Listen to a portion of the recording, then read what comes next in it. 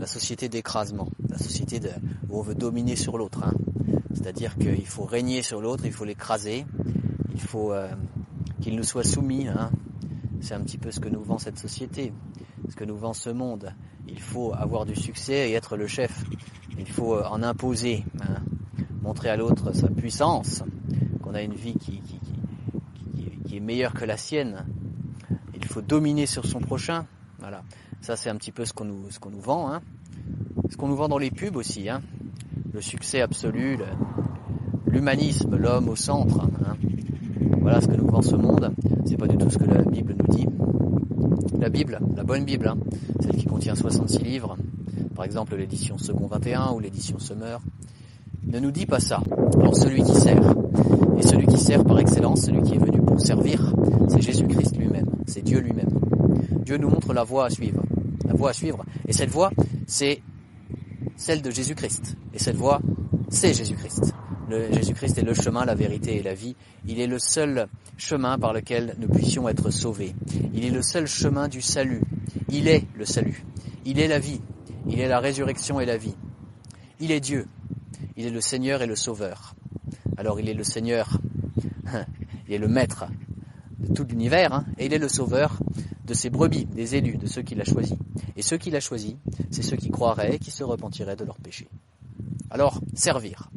La question que j'ai pour toi aujourd'hui, c'est est-ce que tu sers Dieu? Est-ce que tu sers Jésus-Christ? Ou est-ce que tu sers tes propres intérêts?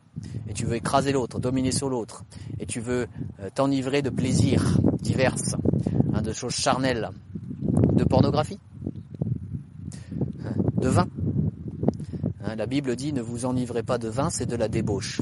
Tu vis pour quoi? Pour le péché, pour le mal, pour l'occultisme, pour le diable? Ou alors tu sers Dieu, et tu honores Dieu, et tu glorifies Dieu. Le sens de la vie, c'est de tout faire pour glorifier Dieu. Il y a deux attitudes, deux voies, deux destinées. La première attitude, c'est d'écraser l'autre, c'est de vivre pour soi-même, de vivre pour sa propre gloire. Et la deuxième attitude, c'est de vivre pour Dieu, vivre dans la sainteté, vivre dans la foi, dans le Christ, et en s'étant repenti de ses péchés. Et ces attitudes-là, elles mènent au paradis, là où il n'y aura plus jamais aucune souffrance, la vie éternelle pour la gloire de Dieu. Alors que l'attitude d'écraser l'autre, de vivre dans le péché, elle mène à l'enfer éternel, parce que Dieu est juste. Si tu as l'attitude de pécher toute ta vie, si tu ne viens jamais à Christ, si tu ne viens jamais à Christ toute ta vie, tu iras en enfer. Ce sera un lieu de souffrance éternelle où il y aura des pleurs et des grincements de dents. Alors, qui tu sers? Dis-moi qui tu sers, et je te dirai qui est ton idole ou qui est ton Dieu. Moi, je sers Jésus-Christ. Et pour ceux qui veulent servir Jésus-Christ, alors, je les invite en ce moment, maintenant, à mettre leur prénom en commentaire à cette vidéo. La Bible dit « Car Dieu a tant aimé le monde qu'il a donné son Fils unique, afin que quiconque croit en lui ne périsse pas, mais qu'il ait la vie éternelle. » Tu dois faire deux choses si tu veux venir à Christ, la foi et la repentance. Premièrement, la foi. Il faut que tu crois que Jésus-Christ est Dieu. Il faut que tu crois aussi que Jésus-Christ est le seul Fils de Dieu. Il est à la fois Dieu et le seul Fils de Dieu. Et il faut que tu le crois.